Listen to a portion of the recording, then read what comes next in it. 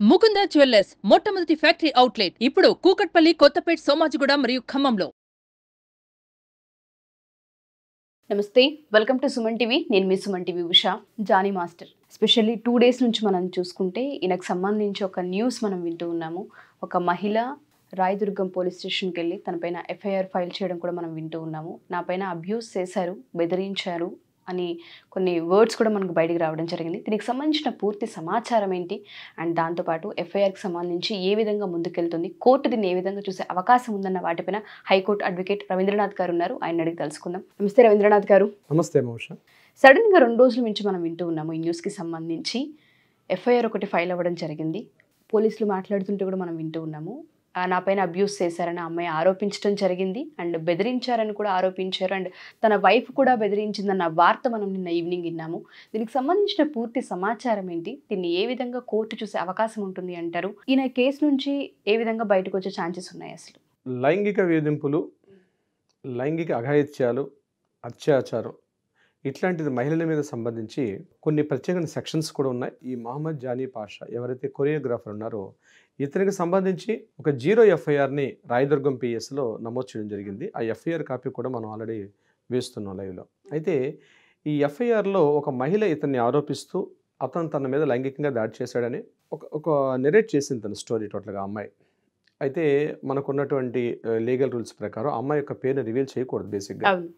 So అందుకని ఆ అమ్మాయి పూర్తిగా ఇతన్ని 30/6/2020 యాజ్ పర్ ఎఫ్ఐఆర్ ప్రకారం చెప్తున్నాను, 30/6/2024 నాడు నా మీద అఘాయిత్యం జరిగిందని తను డేట్తో సహా మెన్షన్ చేస్తూ 15/9/2024 నాడు డేట్ మధ్యాహ్నం 2 గంటలకి ఆమె ఒక ఎఫ్ఐఆర్ నమోదు చేయడం జరిగింది. కొంత ప్రాసెస్ ఉంటుంది. బిఫోర్ ఎఫ్ఐఆర్ అన్నది ఈజీగా నమోదు చేయడం జరగదు. ఎఫ్ఐఆర్ ముందు కొంత ప్రాసెస్ అయితే ఉంటుంది. ఆ ప్రాసెస్లో భాగంగా నిన్న బహుశా ఎఫ్ఐఆర్ చేసి ఉండొచ్చు. ఇది యాక్చువల్గా ఏంటంటే ఈ ప్రాసెస్ ఎఫ్ఐఆర్ చేసే ముందు ఎలా ఉంటుందంటే, ఏ మహిళను వచ్చి డైరెక్ట్గా నా మీద పలానా వ్యక్తి అలిగేషన్స్, అబ్లిగేషన్స్, సెక్సువల్ హెరాస్మెంట్స్ ఉన్నాయంటే ఇమీడియట్గా తీసుకోరు. పోలీసులు కూడా కొంత బేసిక్ నాలెడ్జ్ ఇస్తేనే దాన్ని ఇంకా ఇంటరాగేషన్ పరిధిలో తీసుకెళ్తారు వాళ్ళు. సో కొంత బేసిక్ నాలెడ్జ్ తీసుకున్నారు దానికి. లేకుండా అయితే డైరెక్ట్గా ఎఫ్ఐఆర్ చేసే విధానం అయితే ఉండదు. బయట రకరకాల రూమర్స్, వార్తలు అవన్నీ కోర్టు అవన్నీ పరిగణలోకి తీసుకోదు.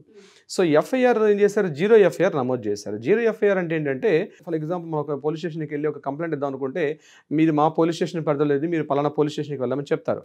సో 2018లో వచ్చినటువంటి కేంద్ర ప్రభుత్వ చట్టాల ప్రకారం ఎలా మారిందంటే, మనం ఎక్కడైనా ఎఫ్ఐఆర్ నమోదు చేసుకోవచ్చు. ఎక్కడ కంప్లైంట్ చేసినా పోలీసులు తీసుకొని కంప్లైంట్ నమోదు చేసుకొని ఏ పోలీస్ స్టేషన్ పరిధిలోకి వస్తుందో ఆ పోలీసులు దాన్ని ఫార్వర్డ్ చేస్తారు. This is called 0 FIR. So ఈమె రాయదుర్గం పిఎస్లో ఈవిడ కంప్లైంట్ చేయడం జరిగింది. బట్ ఈవిడ ఉన్నటువంటి పరిధంతా కూడా నార్సింగ్ పోలీస్ స్టేషన్ పరిధి వస్తుంది కాబట్టి నార్సింగ్ పోలీస్ స్టేషన్లకి ఇది ఫార్వర్డ్ చేయడం జరిగింది.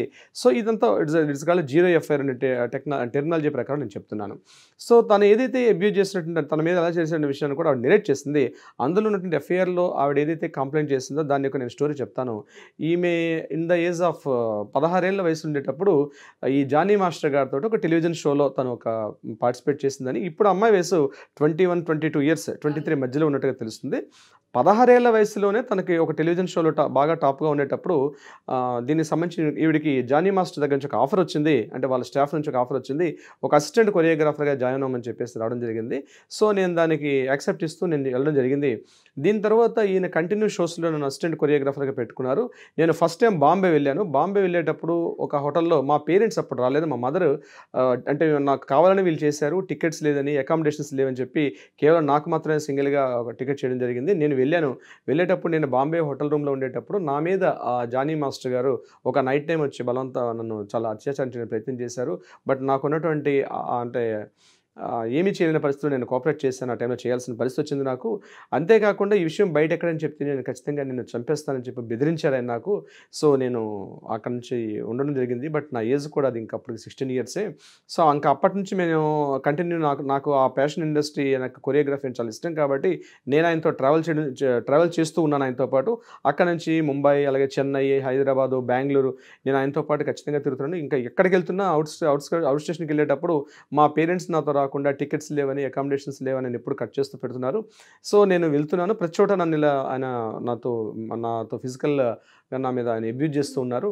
ఈవెన్ హైదరాబాద్లో నేను మా ఇంట్లో ఉండేటప్పుడు కూడా చాలాసార్లు మిడ్ నైట్ రావడం నా మీద చేయడం జరిగింది. సో ఈ హెరాస్మెంట్ తట్టుకోలేక ఈరోజు నేను కంప్లైంట్ చేయాల్సి వచ్చిందని చెప్పి ఆవిడ ఎఫ్ఐఆర్ రిపోర్ట్లో మెయిన్ కీ పాయింట్స్ చెప్పారు.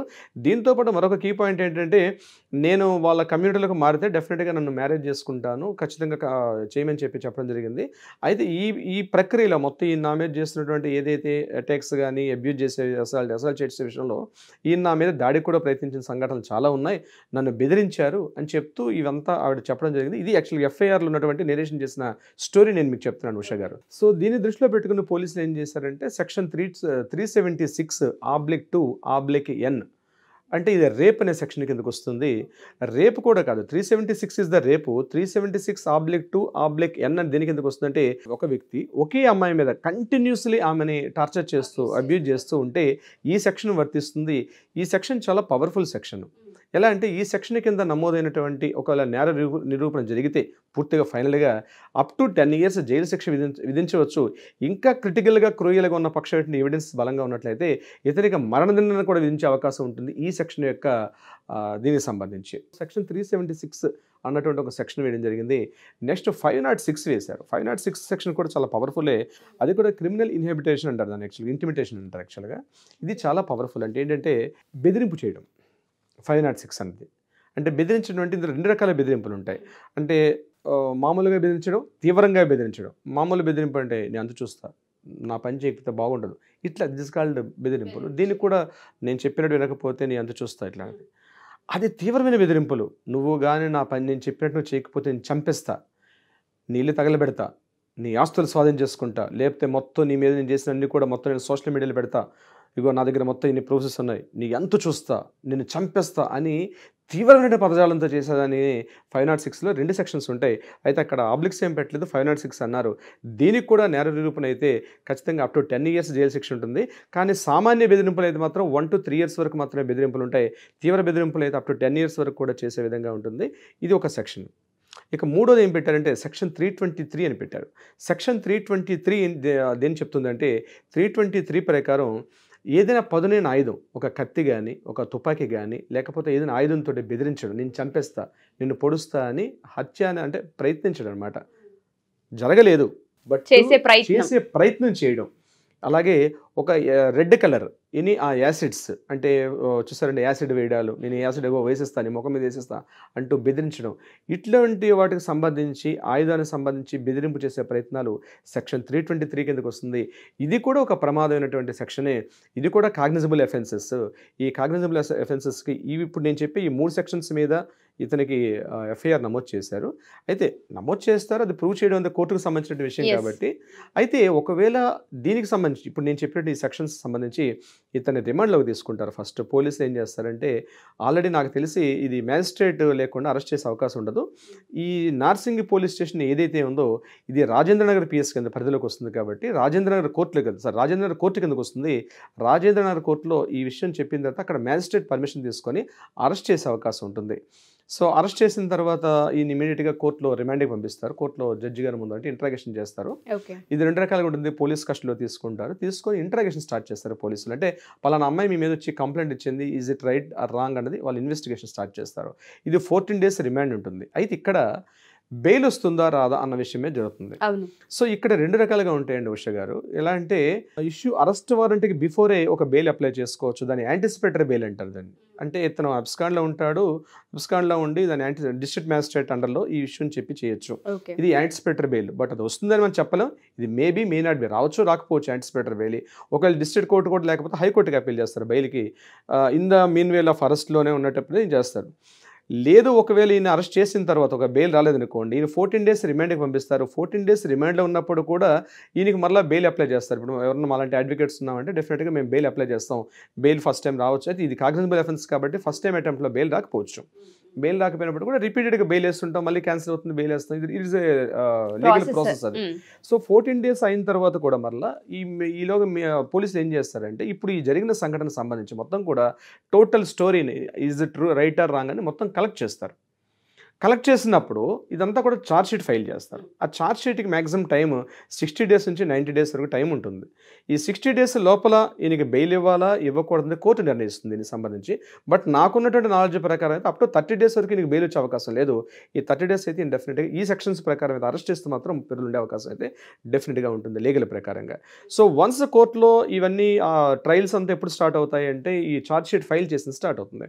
ఛార్జ్ షీట్ ఫైల్ చేస్తే మాత్రం డెఫినెట్గా క్యాండిడేట్కి ఎవరైతే ఉంటారో ఆ నిందితుడని ఎవరైతే భావిస్తున్నారో అక్యూజ్డ్కి డెఫినెట్గా బెయిల్ ఇవ్వాల్సిన అవసరం ఉంది, ఇస్తారు. సో పోలీసులు ఇక్కడ ఏం చేస్తారంటే ఛార్జ్ షీట్ ఇవ్వకుండా కొంత టైం తీసుకుంటారు. అంటే టోటల్ ఇన్వెస్టిగేషన్ మొత్తం ఇంట్రాగేషన్స్ అన్నీ చేసి టోటల్ ఫైలింగ్ సబ్మిషన్ చేయాలి. ఇప్పుడు ఏదైతే ఈ సెక్షన్స్ ప్రకారం చేశారో, ఒకవేళ ఇక్కడ ఒక విషయం మీకు తెలియపరచాలి లీగల్ పాయింట్ ఆఫ్ వ్యూ. పోలీసులు ఇప్పుడు ఏదైతే ఎఫ్ఐఆర్ నమోదు చేశారో ఇవి కరెక్ట్గా అనుకున్నట్టుగా లేదనుకోండి, ఒకవేళ మాలాంటి అడ్వకేట్స్ కానీ మనం సంప్రదించినట్లయితే మేము ఒకవేళ లేకపోతే డైరెక్ట్గా పోలీసుల మీద మనం డ్యామేజ్ చుట్టేస్తాం. అది పోలీసులకు కూడా అసలు ప్రమాదం. అది అందుకనే ఏదో వచ్చారు ఎవరో ఒక అమ్మాయి వచ్చి చెప్పేసింది నా మీద పలానా చేసినట్టు ఇమీడియట్గా చేయండి, అంత ఈజీగా ఎఫ్ఐఆర్ చేయాలి. ఎఫ్ఐఆర్ చేశారంటే వాళ్ళకి దగ్గర కొంత సపోర్టింగ్ డాక్యుమెంట్ ఉంటేనే చేస్తారు, లేకుండా ఒక పిలుస్తారో మాట్లాడతారో మందలిసి పంపించేస్తారు పోలీస్ స్టేషన్లో. ఎఫ్ఐఆర్ దాకా వెళ్ళిందంటే సమ్ బేసిక్ ఎవిడెన్సెస్ ఉంటేనే చేస్తారు. ఇట్స్ ప్రైమరీ నాలెడ్జ్ అని చెప్తున్నాను. సో ఈ విషయానికి సంబంధించి అయితే కొంత వాళ్ళ దగ్గర ఉండొచ్చు అని నేను అనుకుంటున్నాను, లేకపోతే వాళ్ళ డ్యూటీకి ఇబ్బంది అక్కడ డ్యామేజ్ షూట్. సో మీరు అన్నట్టుగానే ఎఫ్ఐఆర్కి సంబంధించి కనుక చూస్తే వీటిని ఏ విధంగా కోర్టు ఇన్వెస్టిగేషన్ చేస్తూ ఉంటుంది, ఎంక్వైరీ ఏ విధంగా జరిగే అవకాశం ఉంటుంది అంటారు? ఎందుకంటే మీరు చెప్పినవన్నీ కూడా చాలా బలంగా కనిపిస్తూ ఉన్నాయి సెక్షన్స్, ఆ రూల్స్ కనుక మనం చూస్తే. సో ఇప్పుడు ఎవరైతే విక్టిమ్ ఉన్నారో ఆవిడ ఏ విధంగా ముందుకెళ్ళే అవకాశం ఉంటుంది అంటారు, ఇన్వెస్టిగేషన్ ఏ విధంగా జరిగే అవకాశం ఉంటుంది అంటారు? ఫస్ట్ ఈమెని హోమ్కి పంపిస్తారండి అమ్మాయిని.